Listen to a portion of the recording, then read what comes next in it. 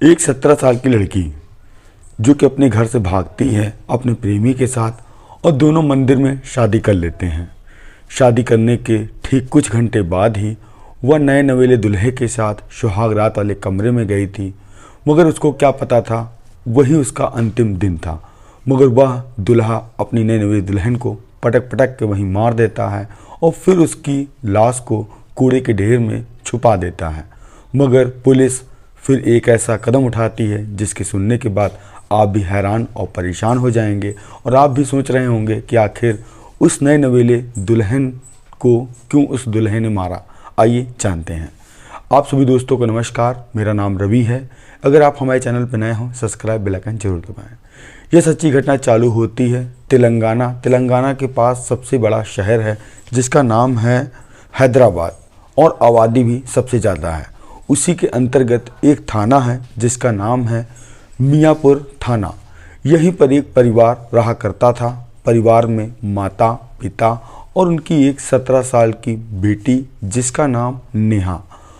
एक तारीख आती है 8 नवंबर 2024, जो माँ सुबह के करीब 6 बजे उठती है और देखती है कि उसकी बेटी के कमरे में बेटी उसकी नहीं है और वह फ़ौरन अपने पति से पूछती है कि बेटा कहीं गई है क्या।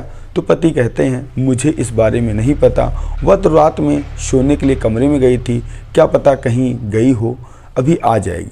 अम्मा अपनी बेटी का इंतज़ार करती है और बेटी अभी कहीं आई नहीं। अब धीरे धीरे देखते देखते शाम होने लगती है, तभी उनकी बेटी अपनी माँ को फ़ोन करती है। कहती माँ नमस्ते, मैं जहाँ कहीं भी हूँ सुरक्षित हूँ और मैंने अपनी मर्ज़ी से आपकी बिना बताए मैंने लव मैरिज शादी कर ली है। जो मेरे हस्बैंड हैं बहुत अच्छे हैं। माँ कहती है कि बेटा ठीक है तुमने शादी कर ली है, मगर एक बार हमारे पास आ जाओ, कम से कम मैं भी तुम्हारे नए नवेले दुल्हे को देख लूँ और आशीर्वाद दे दूँ। तभी नेहा कहती है कि माँ मैं कल आपसे मिलने ज़रूर आऊँगी। अब इधर फ़ोन कट जाता है और जो नेहा की माँ थी वह अपने आदमी से कहती है कि बिटिया ने भाग कर लव मैरिज शादी कर ली है और आप गुस्साइएगा नहीं, कल दोनों आएंगे, उनको आशीर्वाद दे दीजिएगा। अम्मा तैयारी में जुट जाती क्योंकि नए नवेले उसके दामाद आने वाले थे।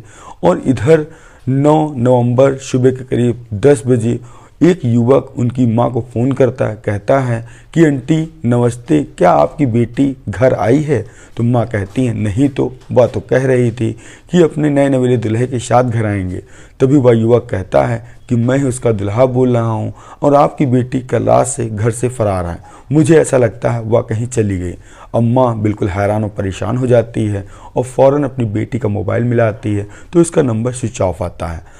अब सारे रिश्तेदारों में पता किया जाता है कि उनकी बेटी कहीं गई हो तो कोई बताए, मगर कोई भी ऐसी सूचना नहीं मिलती है। अब देखते देखते दूसरा दिन आता है 10 नवंबर। अब माँ रो हार के पहुँचती है मियाँपुर थाने में, अपनी बेटी की तहरीर देती है गुमशुदगी की। जो वहाँ के दरोगा थे वह कहते हैं कि आपकी बेटी कब गायब थी। तो वो बताते हैं कि 8 नवंबर की सुबह जब हम लोग उठे तो वह घर पे नहीं थी और जब हम लोगों ने ढूंढने का प्रयास किया तो अगले दिन पता चलता है कि मेरी बेटी फ़ोन करती है कि उसने लव मैरिज शादी कर ली है और उसके अगले दिन वह मुझसे मिलने आएगी। और पता चलता है कि अगले दिन एक युवक इस नंबर से फ़ोन करता है और कहता है आपकी बेटी कहीं चली गई है। अब साहब कहीं भी मेरी बेटी हो उसको ढूंढ कर लाएं, क्योंकि मुझे अब अच्छा कुछ नहीं लग रहा है और मुझे अनहोनी का डर कोई सता रहा है। अब जो वहाँ के दरोगा थे उस बेटी के खिलाफ़ एक गुमशुदगी की FIR दर्ज करते हैं।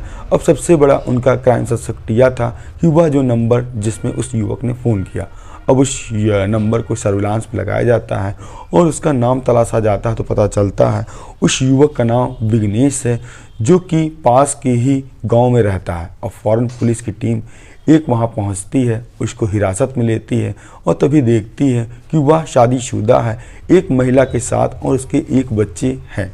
अब पुलिस पूछती है कि नेहा कहाँ है जिसने तुमसे शादी किया था। वह कहता है कि मैं कोई नेहा को नहीं जानता हूँ और आखिर वह नाबालिग है, मैं उससे शादी क्यों करूँ। का। अब पुलिस कहते हैं तुमने इस नंबर पर फ़ोन किया था और कहा था कि मैंने नेहा शादी कर लूँगा, और तुम अब झूठ क्यों बोल रहे हो? अगर यह बात गलत निकली कि तुमने शादी नहीं किया और बाद में मुझे पता चला कि तुम शादी किए हो और उसको कहीं छुपा के रखा है, तो तुम्हारे ऊपर गंभीर धाराओं में केस दर्ज होगा और तुम कभी जेल से छूट नहीं पाओगे।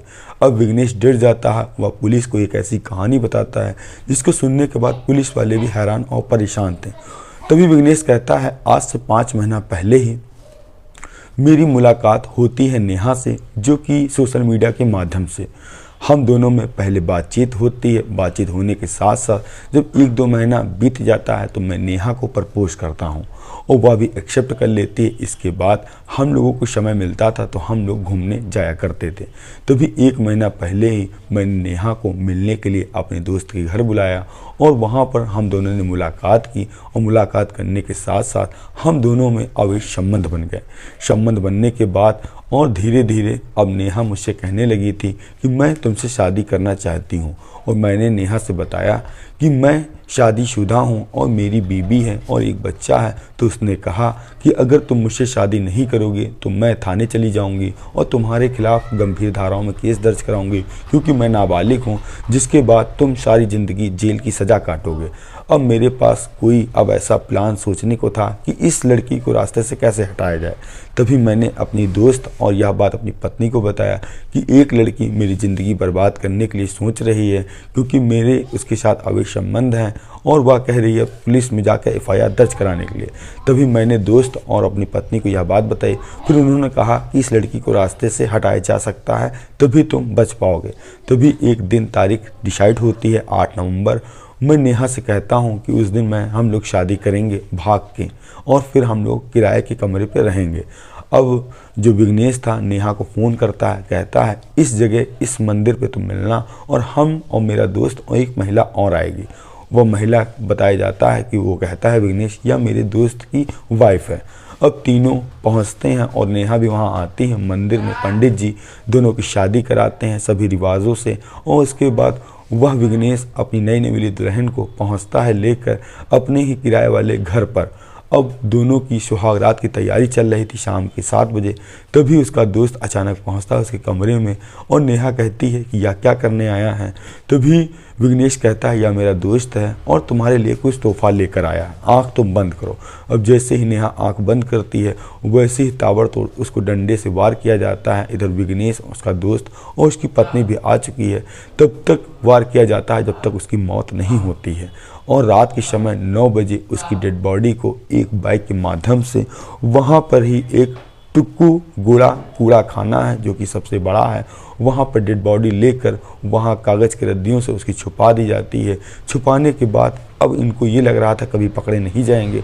उसके दूसरे दिन विघ्नेश उसकी माँ को फ़ोन करता है कि आपकी बेटी घर से कहीं फ़रार हो गई है और मैं जो शादी करके अभी लाया हूँ और मैं भी ढूंढने का प्रयास कर रहा हूँ। अब जब पुलिस वाले यह सब तथ्य सुनते वह भी हैरान और परेशान थे कि एक 17 साल की लड़की जिसने सोशल मीडिया पे प्यार किया और जिस पति को उसने भगवान माना, उसी ने उसकी जान ले ली। आखिर कहते हैं जुर्म करने वाला कोई कितना भी सातिर क्यों ना हो, कोई ना कोई सबूत छोड़ ही जाता है। और वह विघ्नेश और उसका दोस्त और उसकी पत्नी अब तीनों सलाखों के पीछे जा चुके हैं और पुलिस और जांच कर रही है, ऐसा तो नहीं और कोई केस में इन्वॉल्व हो। आपको कुछ भी सुझाव हो तो इस कमेंट के माध्यम से जरूर दें। हम मिलते हैं नई कहानी नई शुरुआत के साथ। जय हिंद, जय भारत।